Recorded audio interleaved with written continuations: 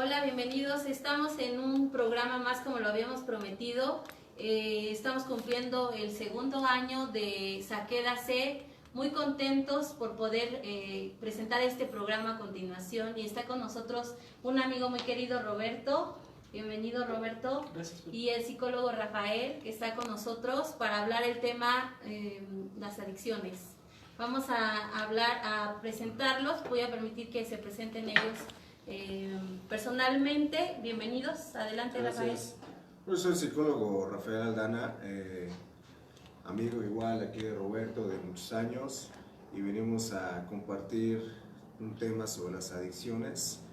Seguramente es muy sonado en la sociedad, pero pues vamos a estar aquí para cumplir nuestra participación y tratar de satisfacer algunas dudas, preguntas más comunes sobre este tema tan conocido.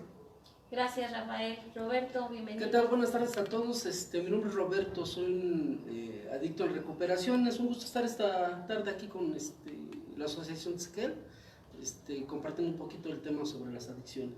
Bien, muchas gracias, Roberto. Bienvenidos. Gracias. Pues a mí me gustaría un poco que nos hablaran de a qué se dedican ustedes o que se presentaran con la gente, qué hacen, ¿no? Y el motivo por el cual están siendo invitados, que es las adicciones, ¿no? Con relación a ello. Muy bien.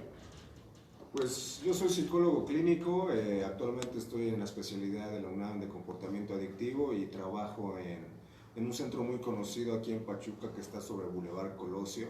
No sé si puedo promocionarlo, pero Sí, claro, adelante. es el Centro Estatal de Atención Integral de las Adicciones, para cuando gusten asistir, y estamos dedicándonos al 100% en este proceso de tratamiento del comportamiento adictivo.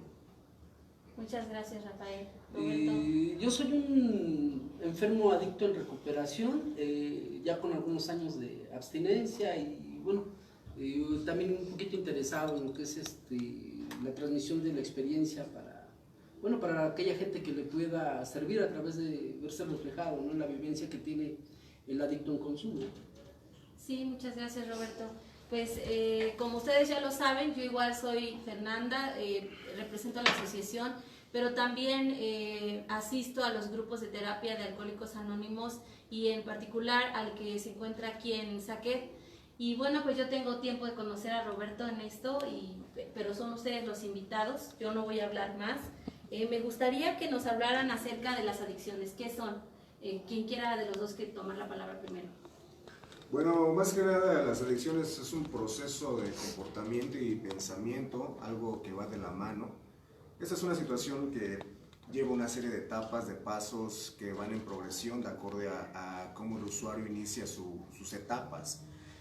Hablo de etapas porque mucha de la población en algún momento ha tenido contacto con las sustancias, desde alcohol, tabaco y otras drogas, en una etapa de, vamos a llamarle, de uso dentro del proceso adictivo, donde empiezan los consumos experimentales para ver qué se siente, qué pasa con esto, con aquello, y conforme va evolucionando este comportamiento que está arraigado a través también de creencias y pensamientos, se motiva para continuar y entran en otras etapas, ¿no?, un poco más complicadas de alguna manera, que puede ser el consumo perjudicial, hasta llegar ya en cierto tiempo al consumo por dependencia de las sustancias. Y aquí es donde hay muchas formas de interpretar la adicción, ¿verdad?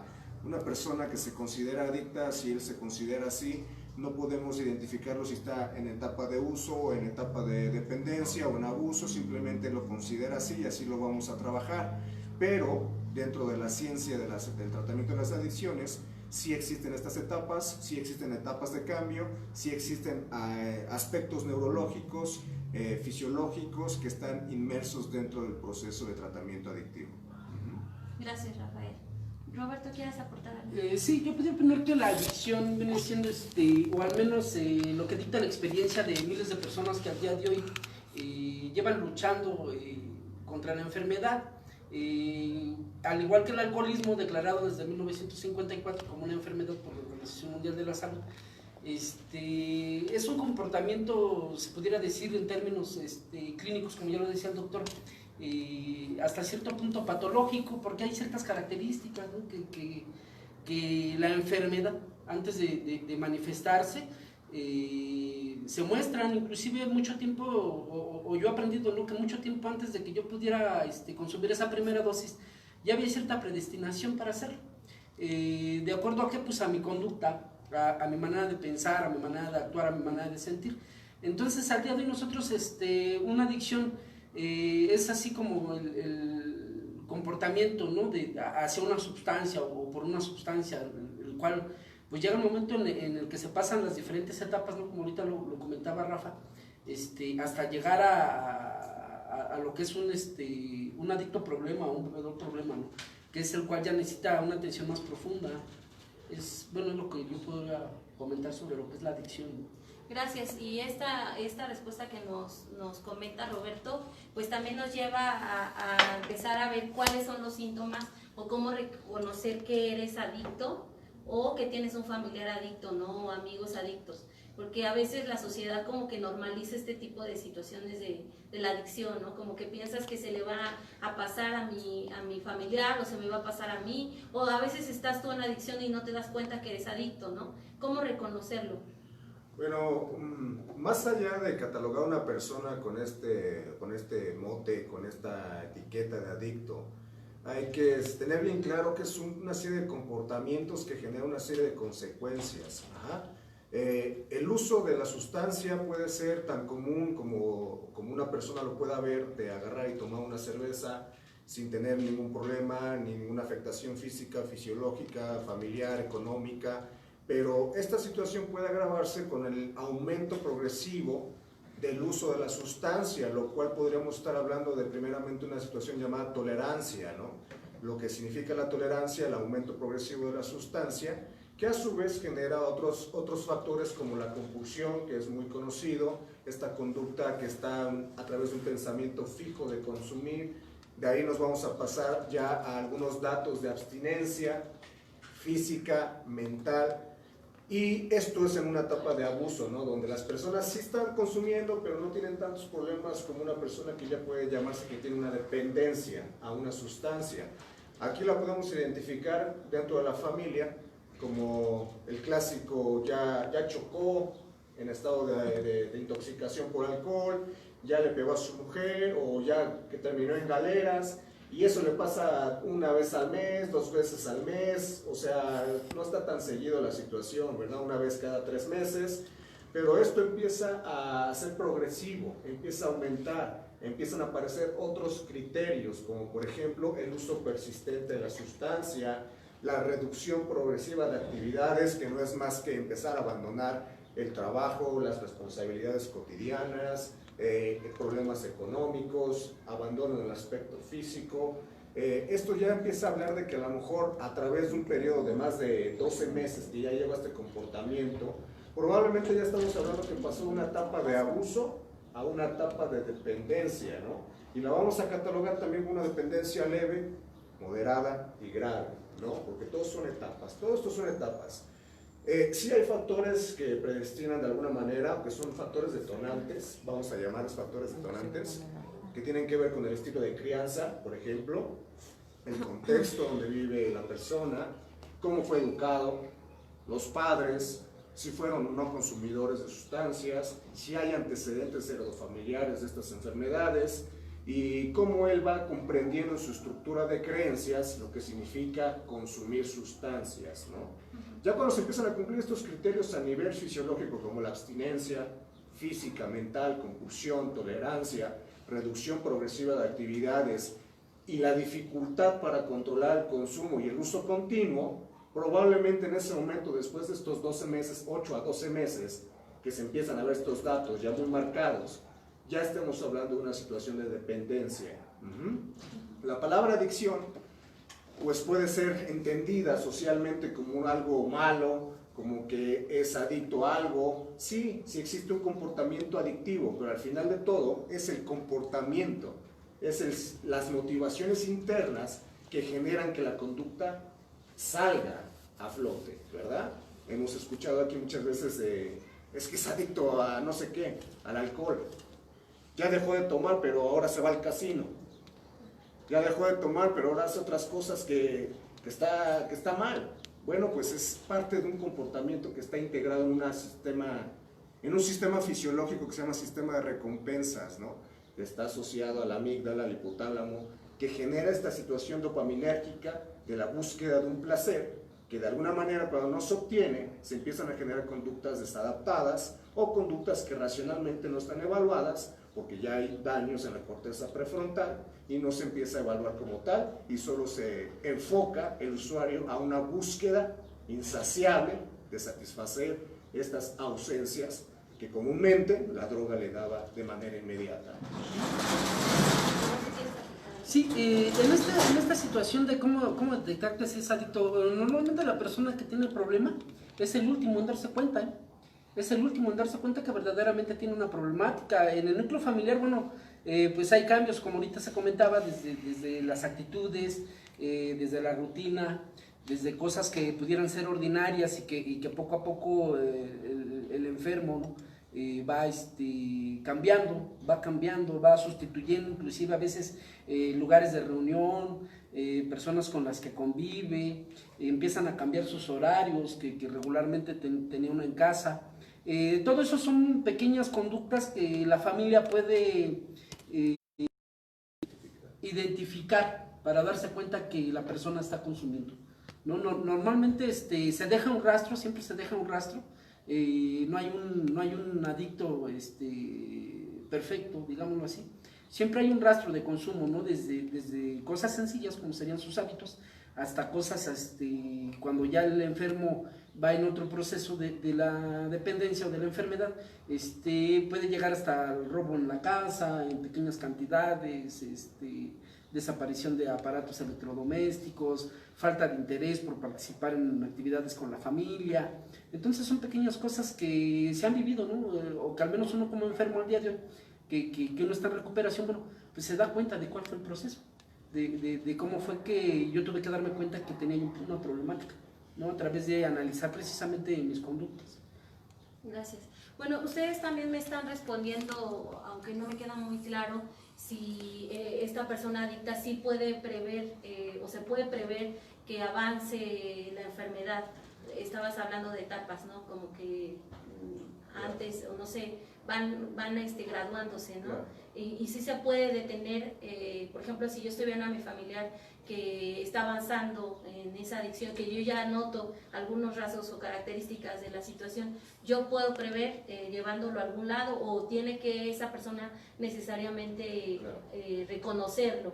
¿Cómo podemos hacer ahí? Sí, mira, comúnmente las personas pueden que estén en una etapa primaria con los adolescentes, que es muy común, que pueden que estén en la etapa de uso o experimental de la sustancia, o inclusive puede que ya estén en una situación de abuso de sustancias, y aquí pues sí se puede generar un cambio, hay etapas de cambio que nos pueden determinar cuál va a ser el panorama de la persona, si está preparada para una ayuda, si él la quiere, si la solicita, si de manera voluntaria él dice yo quiero ayudarme. Son etapas que de acuerdo a Di Clemente y Prochaska nos dicen que puede estar en precontemplación, que es una etapa donde pues para mí el alcohol no es un problema, no me molesten, no me estén diciendo nada, yo sé lo que hago. Es una etapa bastante rígida que no permite la ayuda, ¿verdad? Pero aún así también se pueden generar terapias motivacionales a través de la entrevista, donde se le puede ayudar al usuario a trascender a otra etapa, que puede ser una etapa de contemplación, donde el usuario dice, ah, caray, eso no lo había visto. Esto que me estás diciendo tú ahorita me pone a pensar y creo que lo que estoy haciendo está medio raro, medio grave, ¿no? Entonces, pues creo que sí necesito un poco de ayuda.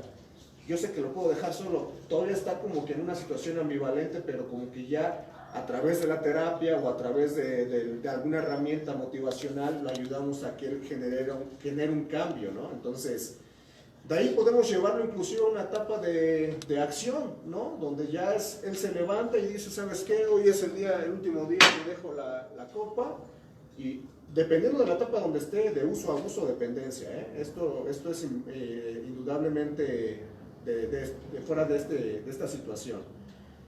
Pero sí vamos a llamar enfermedad al aumento progresivo y ya a la etapa de dependencia, donde no le podemos decir a un diabético que se quite la diabetes, ni tampoco le podemos decir a un adicto que se quite la adicción. Le enseñamos a vivir, a modificar sus estilos de vida, a tomar decisiones, a evaluar los factores de riesgo los factores detonantes que lo motivan a consumir y que él mismo te genera una autoeficacia o un dominio de su persona para poder tomar la mejor decisión ante una situación de riesgo. Entonces, partiendo de esa situación, pues podemos entender que sí se puede prevenir desde etapas primarias del consumo con chicos adolescentes principalmente a través de estilos de crianza positiva. El núcleo familiar es muy importante, las redes de apoyo, no todos los niños ni todas las personas tienen familia, pero sí pueden tener redes de apoyos como asociaciones como la tuya, como centros como el donde yo trabajo, como grupos de alcohólicos anónimos, que sí pueden generar este refuerzo y ayudarle a motivarse, porque al final de cuentas, el mejor cambio, el mejor tratamiento, el mejor psicólogo es el mismo, a través de su motivación interna a cambiar. Si él lo quiere a través de un cambio motivacional que se puede generar con factores externos, no lo va a hacer hasta que esté preparado. Inclusive, paradójicamente, adentrarse en las adicciones y generar y ver los daños que están ocasionando el consumo, ayuda en un futuro a darse cuenta al usuario de que lo que está pasando en su vida está trayendo consecuencias tanto físicas, psicológicas, económicas, familiares, laborales, etc. No podemos saber lo que es la felicidad en algún momento si hablamos de ese tema, si no has estado en una crisis, ¿verdad? No puedes saber dónde estás bien si no has estado en algún momento donde te puedas dar sentido y darte cuenta que lo que está pasando aquí no te agrada, ¿sí? Entonces, sí se puede prevenir, 100%, la educación, las redes de apoyo, la información correcta es básica y sobre todo la confianza que tú puedas generar en un vínculo primario. Gracias, Rafa. También fíjate que ahorita que comentan los dos me doy cuenta que entonces tiene que ver mucho el contexto familiar en donde se encuentra la persona que tenga, digamos así, adicción, ¿no? Entonces podríamos decir que si un adicto se recupera, llamémosle en el caso de los adolescentes o los jóvenes, ¿no? Necesitaría de su familia o podría salir adelante sin la familia. Como lo mencioné, no todas las personas tienen el acceso a una familia. Desafortunadamente hay estructuras familiares desintegradas desde el principio y que no van a recibir ayuda de ningún lado, ni tampoco están dispuestas a generar cambios. Entonces el programa o el tratamiento va a estar enfocado a generar habilidades emocionales, sociales, herramientas de autocuidado, de autoconocimiento de sus emociones, que le ayuden a evaluar de alguna manera lo que está sucediendo en su medio. Que él identifique que los momentos agradables con las personas son un factor de riesgo, que la presión social que le pueda ejercer algún miembro de la familia puede ser un factor de riesgo, que las emociones desagradables pueden ser un factor de riesgo, que el malestar físico que él percibe puede ser un factor de riesgo. Todos estos factores de riesgo él tiene que aprender a identificarlos y conocerlos, estudiarlos, evaluarlos y generar herramientas de acuerdo a sus recursos disponibles para que el momento que tenga una situación tan vulnerable como un estado de craving o que es un deseo imperante de consumir, él tenga la oportunidad de salvar su vida con una decisión, con una toma de decisión, porque al final del día son tomas de decisiones. No sé qué piensas tú, Robert. Sí, yo creo que como tal la adicción, al igual que el alcoholismo, es multifactorial. Se han hecho al día de hoy estudios a partir desde el 54 que el alcoholismo es dictaminado como una enfermedad por la Organización Mundial de la Salud, en los cuales se ha comprobado que lo mismo, o es el mismo porcentaje de alcohólicos que tuvieron un núcleo social bien establecido, como aquel que no lo tuvo, o aquella persona que pudo haber tenido una posición socioeconómica buena, como el que no la tuvo. O sea, llega un momento en el cual los dictámenes de los especialistas dicen que uno como enfermo hay inclusive hasta cierta predestinación. Hablando esto de algunas sustancias físicas, químicas que existen en el cerebro, ¿no? Que a veces el medio ambiente en el cual uno crece, uno se desarrolla, únicamente lo que hace es detonar esa circunstancia que posiblemente ya venga arraigado en mi subconsciente o en mi carácter, como nosotros decimos, ¿no? Al día de hoy nosotros, o yo he comprobado a través de mi experiencia, que miles de enfermos alcohólicos y adictos puedan recuperarse inclusive sin tener ese apoyo familiar, inclusive sin tener trabajo, inclusive sin tener familia. O sea, esto se debe más que nada a través de que él empiece a darse cuenta de su problemática y que haya de alguna otra forma un despertar de conciencia en el cual él se dé cuenta, ¿no?, de la problemática en la cual está escudo y que tiene la posibilidad de hacer algo. Eso es lo que puedo yo opinar. Entonces solo se necesita disposición de la persona, ¿no? Pero, perdón, sí. Adelante. Sí, esta disposición que mencionas y seguir motivando en estas etapas de cambio para llevar una etapa que se llama mantenimiento, ¿no? Que no vamos a hablar como tal de una recuperación, sino un mantenimiento de una etapa de abstinencia o de un proceso de abstinencia donde él se puede mantener sin consumo el tiempo que él necesite y quiera estar en esa etapa de abstinencia, un día, 2 años, 5 años, 20 años, el resto de su vida, ¿no? Es importante saber que aquí innegablemente o por naturaleza de la enfermedad también viene la etapa de recaída, que es una etapa bastante normal dentro del proceso adictivo, y debe de entenderse que la recaída debe de cumplir ciertos requisitos, principalmente que tenga un periodo de 12 meses de abstinencia, ¿sí? Si se logra este periodo de abstinencia de 12 meses se puede hablar de recaída. Antes de estos meses, lo único que está pasando es una reiteración de la conducta de consumo. O sea, nunca hubo un cambio. Simplemente tuvo un proceso de abstinencia, una etapa, un tiempo, pero nunca hubo una abstinencia como para decir que hubo una recaída.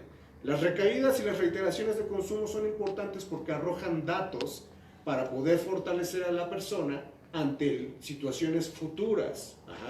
Futuras, vamos a llamarlo a una etapa donde haya otro factor de riesgo, que le permita saber y asociar a nivel cerebral que ciertas situaciones o emociones generan conductas desadaptadas ante situaciones que le estresan. Entonces, si yo le ayudo a evaluar esas situaciones, él mismo va a tener las herramientas de poder tomar esta toma de decisión ante estas situaciones de riesgo. Las etapas de cambio van a ser importantísimas porque si no la mantenemos o no la fortalecemos, va a regresar la etapa de precontemplación que hablábamos al principio, donde va a pensar que todo lo que ha hecho no vale la pena, ni tiene sentido, y su familia de todos modos no la apoya, y que de todos modos la mujer se fue, y que de todos modos esto, ¿para qué cambio? Entonces ahí es donde se debe de ayudar, reforzar, a hacerle ver que a pesar de que no esté la familia, de que no esté la pareja, de que no haya trabajo, de que no haya dinero, lo importante es la vida en el sentido más básico, ¿no? Sin vida, sin salud, pues no hay progreso de ningún tipo, ¿verdad? Y esto que mencionas es muy importante, creo, no sé, en los grupos, que se manifiesten, ¿no? Que lo que importa es perseverar por tu propia vida, por tu propia salud, ¿no? Porque a veces yo he tenido muchas experiencias de que se van a los 3 meses, 4 meses, al año, se desesperan porque no ven a lo mejor un progreso exterior, ¿no? Cuando estás hablando tú que el progreso debe ser interior, ¿no? Y la estimulación, ¿no? La estimulación, hablaba hace un momento con Robert sobre que dentro del mundo de las adicciones existe algo llamado conmovilidad psiquiátrica, que son situaciones a nivel neurológico ya muy complejas, que inclusive pesan mucho más que el comportamiento adictivo, pero que hay usuarios que utilizan algunos grupos de AA que no conocen lo que es la atención psiquiátrica, que no conocen un profesional de la materia que les pueda dar una referencia a una clínica de atención especializada y que se vienen a meter a un grupo de AA y que les funciona mantenerse de alguna medida estable, porque le están dando sentido a su vida de alguna manera al socializar, al sentirse útil, al hacer un servicio de dar un café, de que le es importante su opinión, de que le dan 10 minutos de atención en una butaca, en una tribuna, y eso le empieza a dar fortalecimiento espiritual. Más allá si conoce que podría ser una parte fundamental la literatura AA o no. Aquí lo que el humano está haciendo es darle sentido, o tratando de darle sentido a su vida más allá de su situación intelectual, ¿cierto? Porque hay muchas personas que pueden llegar con un fenomenal intelecto y no se van o no se quedan, porque en su estructura de creencias probablemente perciben que esto es muy poco, que esto no ayuda, o que esto lo puedo hacer en mi casa, y a veces eso mismo les juega partidas en su contra. El cerebro adictivo siempre va a registrar datos a favor de continuar con la conducta adictiva. ¿Qué significa esto? Si yo encuentro un pretexto en AA para no venir o para poderlo de justificación que me enferma y mejor me voy a beber, el cerebro adictivo así lo va a registrar y lo va a asociar y lo va a proteger. Porque la única misión del cerebro adictivo es proteger la conducta de consumo. Eso es innegable. Y va a crear nuevas creencias, asociaciones cognitivas y va a reforzar conductas de esta manera que al final del día pues son desadaptadas, y ahí es donde podemos hablar que el usuario está ante una enfermedad que no puede controlar. Gracias. Me gustaría que me hablaran acerca de los prejuicios para asistir a este tipo de ayudas, ¿no? Digamos de grupos de alcohólicos anónimos, grupos en adicciones, grupos de cualquier tipo de ayuda o terapia, ¿no? Creo que yo siempre lo he manifestado así porque a eso nos dedicamos, a prevenir justamente esa atención o prevención de problemas psicológicos, ¿no? Que muchas veces decimos, ya sea porque no tenemos el recurso económico o el prejuicio, ¿no? De decir, yo cómo voy a ir al psicólogo o yo cómo voy a entrar a un grupo, aunque tenga el problema, ¿no? O aunque tenga a mi adicto, o aunque tenga a mi alcohólico, lo que sea que tenga en casa, que tenga un problema. Porque creo que en algún momento platicábamos, Roberto y yo, sobre que le cambiaras el nombre nada más a las adicciones, ¿no? Ya sea obesidad, ya sea, no sé, mencionabas muchas cosas, ¿nos podrías hablar un poquito? Sí, claro. Yo creo que el principal problema sigue siendo la ignorancia. Al día de hoy en nuestro país todavía sigue siendo muy estigmatizado el que seas alcohólico, mucho más el que seas adicto. El alcoholismo al día de hoy ocupa hasta cierto rango dentro de una sociedad donde es tolerado, donde inclusive muchas veces hasta es aplaudido dentro de los núcleos familiares. Con el adicto hay un poquito todavía más de cerrazón a que sea contemplado dentro de una sociedad como lo es el alcohólico. Entonces muchas veces seguimos a veces malentendiendo o sin comprender a lo que es el enfermo alcohólico, ¿no? Ya que lo hago repetitivo, el alcoholismo es una enfermedad en el cual a veces es fácil a veces tratar a un enfermo, por ejemplo, de diabetes. Se le trata hasta con cuidados dentro de la casa, situaciones o casos especiales, ¿no? Más así con el alcohol, aunque también es una persona que está enferma, aunque también es una persona que necesita atención y que la enfermedad o lo grave de la enfermedad es que él la desconoce. O sea, el diabético muchas veces aún así se da cuenta de su enfermedad. El alcohólico muchas veces no es consciente que es portador de ella, al igual que el adicto.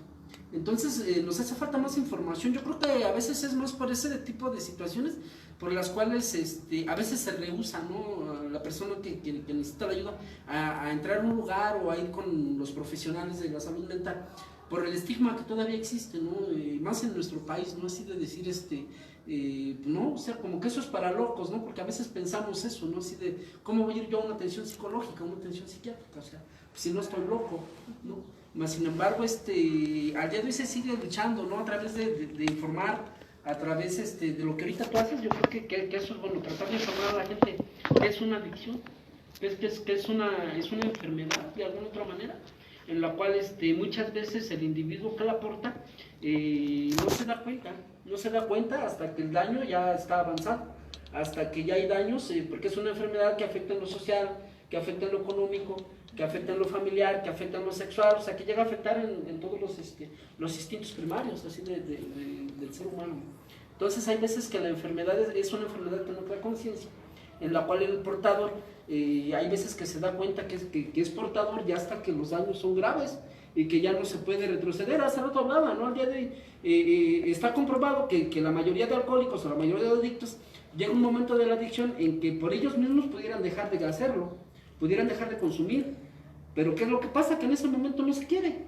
O sea, en el momento en el que físicamente todavía su cuerpo puede alejarse de la dependencia física que crea el consumo de drogas y alcohol, se puede hacer. Llega un momento del consumo en el cual sí se puede hacer por sí mismo, pero después ya no se puede, ya existe una dependencia física, química, mental, emocional, en la cual ya es imposible. Pero muchas veces ese proceso, el adicto, el enfermo, no lo ve, ya hasta que el daño es severo, ¿no? Hasta que el daño ya está enclaustrado en los pilares familiares, por ejemplo, y que a veces son daños irreversibles.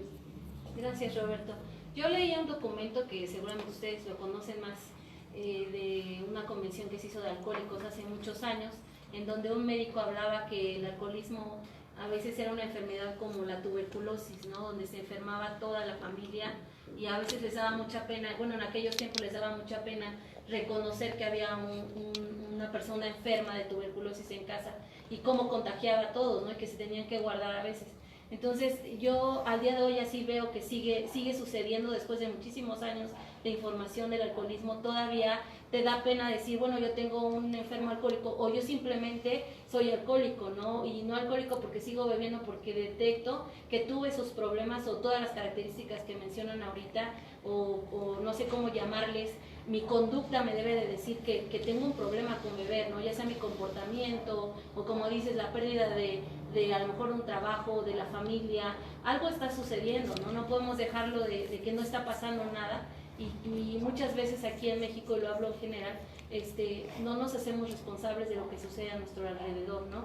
Y sucede, como dice Roberto, que las familias desafortunadamente demasiado tarde se dan o nos damos cuenta cuando ya hay efectos irreversibles, ¿no? Cuando ya buscamos la ayuda, ¿no? Ojalá que este programa pueda servir para que las personas que lo vean y les sirva de algo esta información que nos da el psicólogo, nuestro compañero Roberto, pueda ser de beneficio y puedan atenderse, no duden en asistir, ¿no? Porque el prejuicio es el primer obstáculo para poder atenderse. Y pues yo les agradezco mucho. También me gustaría, ya lo mencionaste tú, que sí hay posibilidades, bueno, no de recuperarse un adicto, ¿no? Sino de mantenerse, ¿no? De poder a lo mejor volver a recuperar su vida si ya la perdió, o poder, decías tú, estimularlo a través de que mejore las formas en cómo se va relacionando con los demás, ¿no? Entonces, sí hay posibilidades a través de siempre y cuando pidan ayuda, ¿no? Así es, lo mencionas muy bien. Creo que la voluntad del ser humano por querer vivir siempre va a estar ahí, solo a veces hay que encontrar cuáles son sus factores motivacionales para hacerlo. Es por eso que el tratamiento o la ayuda dentro de las adicciones debe de ser integral. No nada más es para el usuario, sino también para la familia que lo rodea, la red de protección, las redes de apoyo. Muchas de las veces ayudamos a una persona, pero no nos damos cuenta que mucho del factor de riesgo es el papá que sigue consumiendo alcohol, tabaco o otras drogas, o la familia está viviendo una situación de violencia. Entonces, a cada miembro de la estructura del usuario se debe de evaluar, y si necesita una atención para la violencia, hay que dársela. Si necesita una atención por un medio especializado como a nivel psiquiátrico, hay que dárselo. Si necesita una situación por valoración geriátrica, hay que dársela. El chiste es de que todo esto genera un tratamiento integral, estructurado, con un sentido final de que la abstinencia familiar o del individuo se mantenga y que su medio no sea un factor de riesgo para él mismo, ¿no? Y ya después que tenga estas herramientas, probablemente pueda pasar enfrente de sus factores de riesgo y aún así él va a buscar evitarlos, ¿no? No hay que poner en jaque o el autocontrol, que es otro de los factores de riesgo más comunes, de querer probar que sí puedo estar sin consumo porque yo creo que sí lo puedo. Sí, probablemente puede funcionar, pero el autocontrol es una de las trampas que el cerebro adictivo es el que más frecuentemente nos envía a los procesos de recaída, ¿no? Cuando crees que ya las puedes, es cuando te das cuenta que tienes una enfermedad súper grave, ¿no? Yo te agradezco eso. También me gustaría que, con relación a esto, creo que va de la mano que hay una terapia integral, ¿no? Eso me llama mucho la atención, que no tan solo, porque a veces nuestros compañeros que permanecen en agrupaciones decidimos quedarnos solamente con el grupo, pero a veces no es suficiente para todos, ¿no? Creo que debemos evaluar de manera personal qué es lo que nos hace falta y también emprender esa búsqueda de manera personal y también integral, como decías, ¿no? Con la familia. Pero no sé si ustedes nos pudieran decir qué tipo de terapia pudiéramos, digamos, en cualquiera de los casos, que sugirieran una terapia alternativa a una agrupación, en el caso de los que ya se encuentran en un grupo o en el caso de los que no tienen nada, a dónde poder asistir, aparte de una agrupación. Pues mira, yo creo que para darle sentido a esta pregunta es importante que cada familia tenía usos y costumbres que de algún momento les dieron felicidad, ¿no? tenían prácticas que los unían, tenían prácticas que les hacían darle sentido a su situación familiar y se fueron perdiendo por la situación del comportamiento adictivo de un miembro. Muchas veces retomar esas actividades que ya conocían, como la práctica de los juegos de mesa en familia, que el usuario le gustaba el fútbol, pues retomar la actividad de fútbol siempre y cuando no sea un factor de riesgo para él, porque sería paradójico que yo le diga que se vaya a jugar fútbol si ahí es donde consumía, por ejemplo, ¿no? Entonces, hay conductas alternativas que se pueden generar también, ¿no? Yo lo decía Roberto, redesarrollar las inteligencias múltiples, ¿no? Que no es más que el deseo de aprender nuevas cosas. Uno cree que sabe algunas cosas y ahí se queda. Pero si nos ponemos a observar todo lo que nos rodea y todo lo que podemos aprender de nuevo momento, es el desarrollo de una inteligencia múltiple y es la estimulación cerebral como una forma de rehabilitación. ¿Sí? Lo podemos ver con personas que pueden tener algunas dificultades a nivel intelectual que les ayuda muchísimo generar tareas tan cotidianas para nosotros, pero que para ellos no las habían visto de esa manera porque nadie los había invitado, por ejemplo, ¿no? Como un trabajo, como ayudar en la carpintería, por ejemplo, con un factor de protección, con una red de apoyo, ¿no? Yo he sabido de muchas situaciones donde un oficio diferente al que tú ya conoces te ayuda, siempre y cuando no es un factor de riesgo. Eso lo resalto y lo pongo en rojo, porque si damos recomendaciones al azar o al aire de que deberías ir al gimnasio, ¿cómo sabes que no tiene un diagnóstico por consumo de estimulantes? Y ahí lo primero que se va a topar son los estimulantes, esteroides y demás cosas. Entonces, no podemos dar recomendaciones sin evaluar a fondo la situación específica de cada persona y darle las herramientas de acorde a su factor de protección y habilidades de afrontamiento. ¿Sí? Es por eso que es muy importante que si van a ir a un grupo de ayuda mutua, por ejemplo, los miembros estén en el mismo fin de la unión, de la unidad, de ayudarse, como sea, ¿no? O sea, no sé, Robert sabe más de este tema en cuestión de la unidad y el servicio, pero creo que esas dos bases de unidad y servicio le dan sentido a muchas personas que están buscando ayuda, ¿no? Gracias. Sí, efectivamente, dentro de los grupos de autoayuda se maneja un legado, un proyecto que es la recuperación, en la cual, si bien es cierto y es sabido que, por ejemplo, el alcoholismo es una enfermedad que es incurable, que es progresiva y que es mortal, sí empieza a haber recuperación en el individuo, a través de poderse enfrentar a esas mismas situaciones que en un momento eran los que lo hacían beber, lo hacían consumir. ¿Esto a qué? Hace algunos años un médico que fue presidente de la Sociedad Psiquiátrica en México hizo un estudio, un evalúo sobre que antes de la primera copa, por ejemplo, en los alcohólicos había 17 o 18 síntomas antes, ¿no? Que el beber la copa de alcohol era así como que la cereza del pastel. Entre esos síntomas él decía, hablaba del miedo, hablaba de la frustración, hablaba de los complejos. Situaciones que a través de un grupo de apoyo o un grupo de autoayuda sí pueden irse saneando. Es por eso que dentro de los grupos de autoayuda decimos que sí hay recuperación. ¿Por qué? Porque empezamos a enfrentarnos a esas situaciones que antes nos costaba mucho trabajo enfrentarnos. Hay mecanismos, lo que ahorita decía el doctor, hay mecanismos para los cuales, los cuales están destinados para que el adicto encuentre un pago, digámoslo así, una recompensa al esfuerzo que él está realizando de someterse al proceso de recuperación a través de empezar a servir, a través de dedicar parte de su tiempo a alguna actividad de los grupos de apoyo, de las agrupaciones, en las cuales él precisamente ahorita hablaba de eso, ¿no? Va a empezar a aprender cosas nuevas, va a empezar a encontrar satisfacción a veces en pequeñas cosas que son ordinarias, como lo que es servir un café, por ejemplo, ¿no? Pero que el enfermo empieza a encontrar satisfacción en hacer esa situación, que son cosas que lo hacen sentir bien, o sea, son estimulantes de alguna otra forma, y que le hacen de alguna otra forma primero anclarse en su agrupación, encontrar un sentido de pertenencia, que también es algo que el adicto como yo viene careciendo de eso, nunca, o siempre más bien se ha sentido pertenecer a nada. Es lo que empezamos a encontrar en los grupos de apoyo, en los grupos de autoayuda, el empezar a sentir un sentido de pertenencia. Cuando el individuo empieza a despertar ese sentido de pertenencia en una agrupación, nosotros podemos decir que ya lleva un gran avance. ya lleva un gran avance porque el grupo empieza a sustituir aquellos focos de infección o aquellos lugares donde él podía contagiarse o podía fácilmente ser manipulable para el consumo, el grupo los empieza a sustituir. Entonces, es un proceso largo, muchas veces doloroso para el adicto, porque es enfrentarse a cosas que muchas veces no son agradables, ¿no? Que muchas veces no son agradables, máximo que al día de hoy, por ejemplo, la edad o así lo dictan las estadísticas, ¿no? Cada vez son más jóvenes los que consumen alcohol y drogas, ¿no? En los cuales, pues, por ejemplo, para un joven de 16, 17 años, pues no va a ser agradable estar sentado en una junta de recuperación, en un aula, o estar platicando con un psicólogo, va a haber cosas más interesantes para él.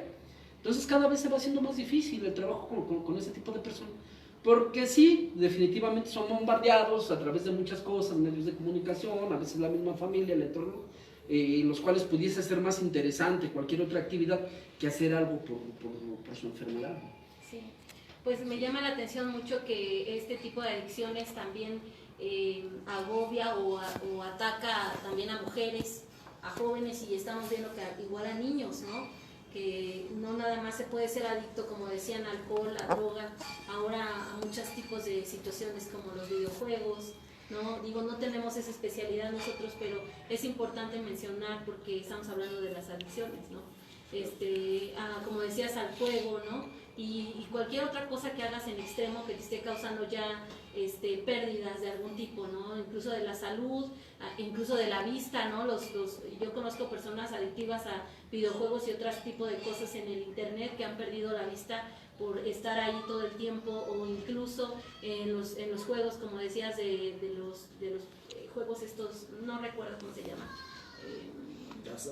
juegos al azar, apuestan la casa, apuestan propiedades, ¿no? O sea, son temas que a lo mejor causan cierto prejuicio social, pero que están sucediendo y que la gente los normaliza allá afuera, ¿no? En nuestro medio vemos gente que lo hace y que los mismos familiares, a lo mejor, como decías, por ignorancia lo cubrimos, ¿no? O por decir, ¿cómo voy a enfrentar esa situación? Pues que lo siga haciendo, o ya pasará su etapa, pero al principio, bueno, yo siento que está iniciando, en lugar de pasar, va iniciando, ¿no? Claro, es muy importante la información, lo que habíamos mencionado, la información que sea de fuentes confiables, que permitan a las familias conocer qué está pasando con el consumo de tabaco, por ejemplo, que es una de las drogas que toma más vidas a nivel mundial al año, y que si tú me dices, pues no se está haciendo mucho para poderlo prevenir, porque pues el tabaco es el tabaco, pues todo el mundo fumamos y que quién sabe qué, y todos cotorreamos,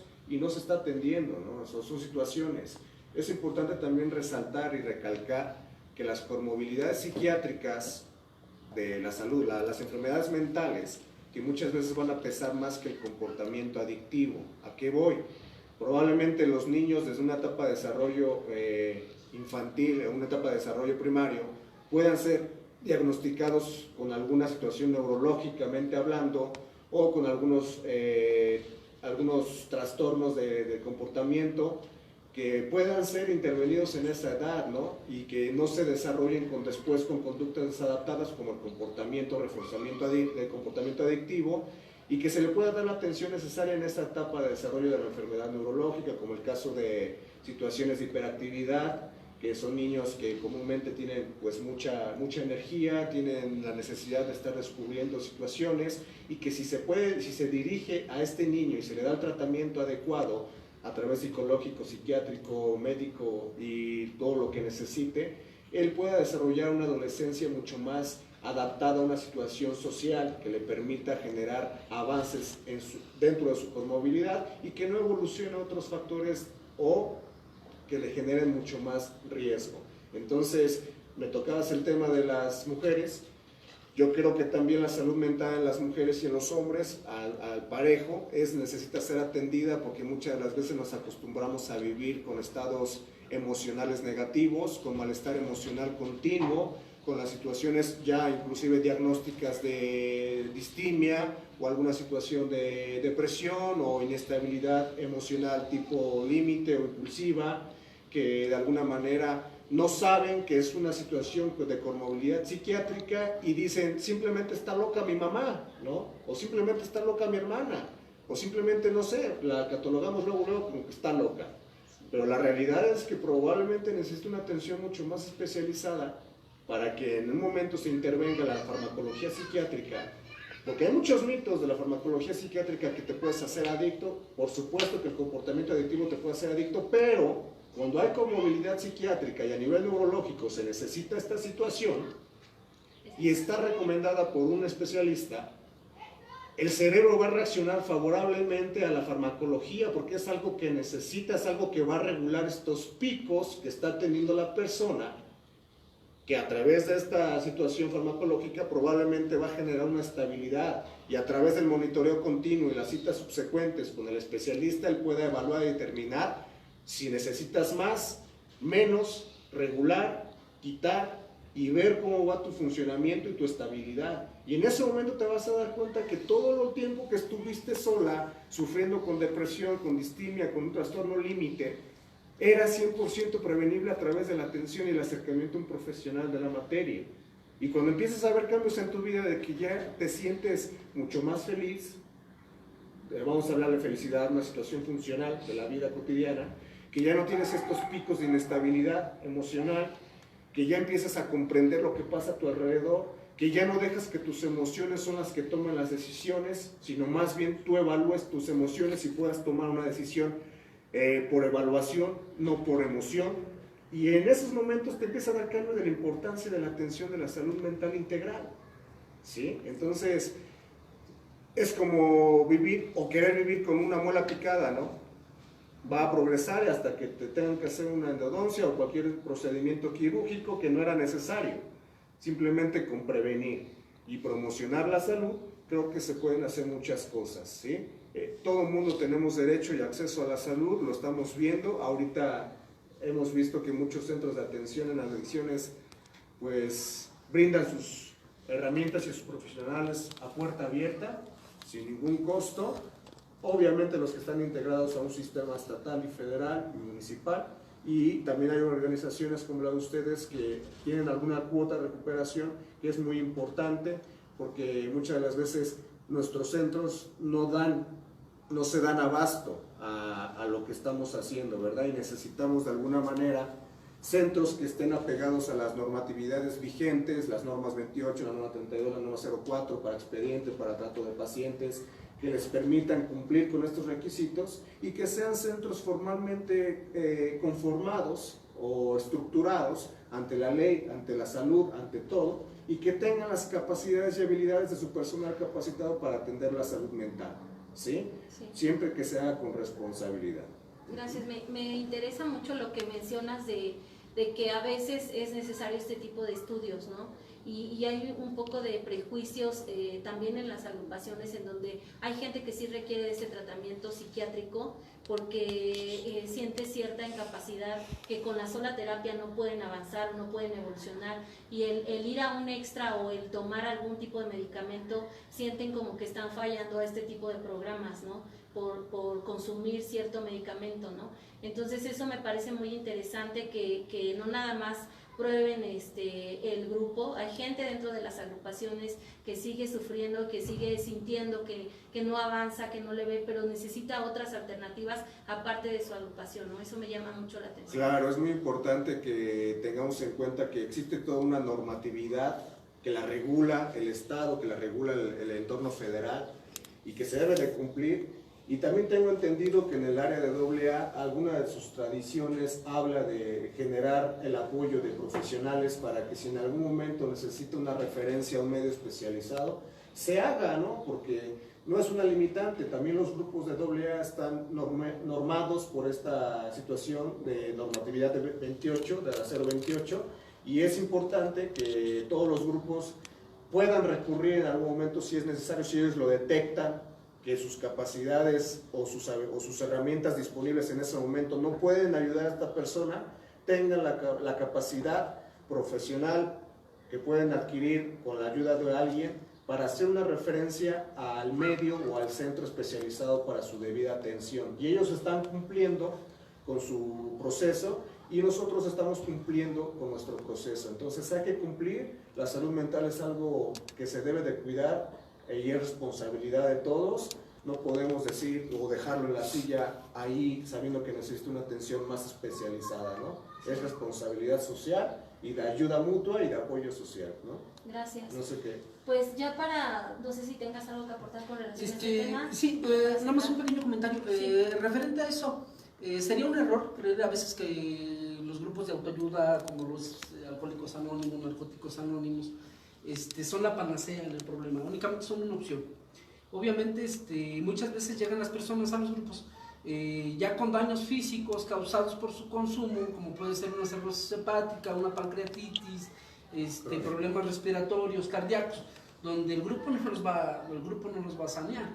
O sea, obviamente ahí tienen que inclusive también pueden llegar ya con algún trastorno, inclusive irreversible, ya a nivel mental, donde sí se les recomienda, ¿no? A veces que asistan con un profesional en la materia y que el grupo sea para lo que es, para el apoyo, ¿no?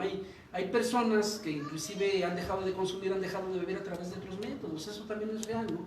A través de una doctrina filosófica religiosa, a través de volver a las actividades con la familia, integrarse a un grupo familiar fortalecido a través de muchas actividades, y también han dejado de consumir, han dejado de beber. O sea, lo único que hacen los grupos de autoayuda es, bueno, dar una opción de recuperación. Dar una opción de recuperación, al igual que de apoyo con la medicina, con la religión. Y bueno, aquí de lo que se trata es de hacer amplia, ¿no? la cartera de posibilidades que pudiera tener el adicto que quiera hacer algo por su problemática. Gracias. Llegamos al punto de promocionar la salud, ¿no? Así es. Esa situación de promocionar la salud es básica, es importante, es una responsabilidad social. A todos nos toca un granito de promocionar la salud como sea posible, y eso también va a generar en un momento frutos, ¿no?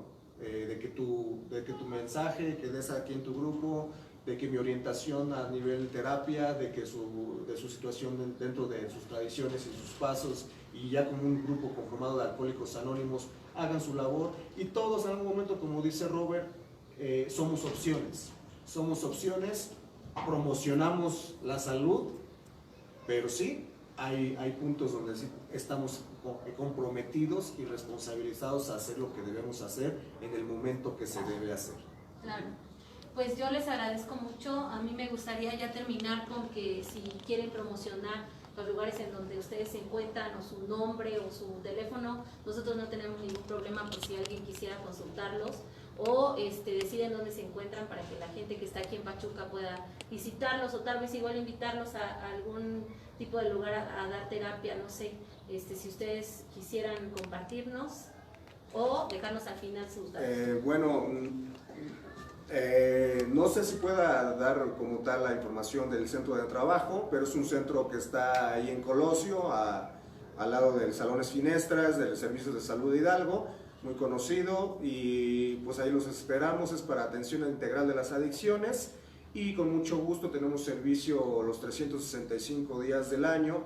Está conformado por psicólogos, psiquiatras, nutriólogos, médicos, enfermeras, trabajo social, todo un personal capacitado de manera continua para poder comprometernos y poner un granito de ayuda a esta situación que afecta a la sociedad entera como un problema de salud pública, ¿verdad? Y están ahorita con esta situación que estamos viviendo de enfermedad de COVID, ¿están ahorita activos? Estamos teniendo todos los protocolos necesarios mandados por el gobierno federal y estatal para poder hacer la atención a través de los protocolos preventivos que nos invitan a la sociedad a que no seguir contagiándonos. Tenemos medidas, filtros, tenemos protocolos de atención especializados para que no saturemos el centro, para que se dé una atención buscada o enfocada a promocionar la protección de todos, y no nada más de las personas que están dentro con nosotros, sino de todos. Desde que entras ya hay un protocolo ahí plenamente identificado que permite prevenir los zapatos, la desinfección, el cubrebocas, la distancia, el número de personas que pueden estar, la distancia entre terapias y terapeuta y usuario. Todo está de acuerdo a la normatividad para la contención de COVID y la pandemia actualmente, así es. ¿Y qué edades atienden ahí? Estamos desde los 12 años hasta los 60 años aproximadamente. Ya después de los 60 ya no, porque necesitan una atención mucho más especializada a nivel geriátrico. Son cuidados mucho más especializados, pero desde los 12 años estamos atendiendo a las personas. Es importante mencionar que estos procesos son 100% voluntarios, no son obligatorios y siempre deben de estar acompañados con un representante legal, ¿verdad? Y ya todo lo demás lo pueden ya buscar en internet o llamar inclusive al centro para que una trabajadora social o personal a cargo les dé los informes a detalle sobre los requisitos para el ingreso o para el tratamiento y inclusive para cualquier proceso de referencia a un medio especializado. Gracias. ¿Y de manera particular no atiendes casos? De manera particular no atiendo casos, soy totalmente exclusivo de mi centro de trabajo por muchas cuestiones bioéticas que se pueden confundir y mejor yo estoy comprometido con atender solamente en el centro y adelante, no, muchos lo pueden hacer, pero yo en mi caso personal estoy totalmente en el centro y solamente ahí me pueden encontrar. Te agradecemos mucho la visita y la confianza de venir con nosotros. No, es un reto. Gracias. Roberto. Sí, aquí estaría importante únicamente mencionarles a todos los que les llegue este mensaje.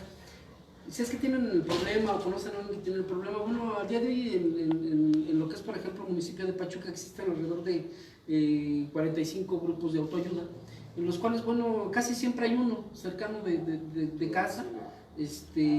Buscar ayuda, eso es lo importante, no importa a veces de qué estructura sea o qué camisa defienda, ¿verdad? Aquí lo importante es hacer algo por el adicto y la familia del adicto.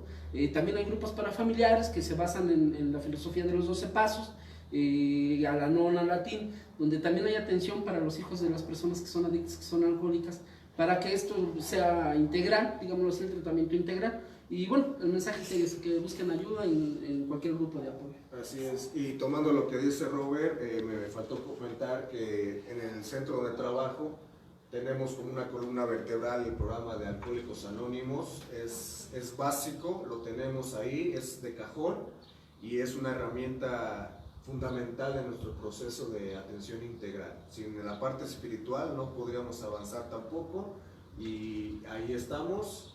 También con toda la filosofía de AA, así es. Gracias.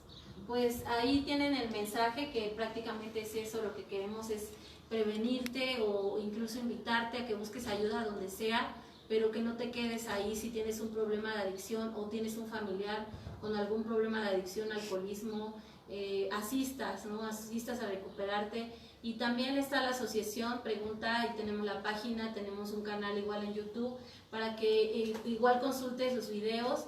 Y bueno, pues tenemos todo un programa más adelante, estará con ustedes igual Gina, compartiendo algunos temas que ya están en el programa dentro de nuestra página. Te agradecemos que hayas estado siguiéndonos, sabes que tenemos algunos regalos que vamos a dar a las personas que estén viéndonos en los 3 programas.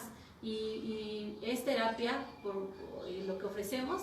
Esperemos que te haya gustado, que sirva para ti, compártenos y bueno, pues es un gusto servirte. Hasta luego. Hasta luego. Hasta luego, que estés muy bien.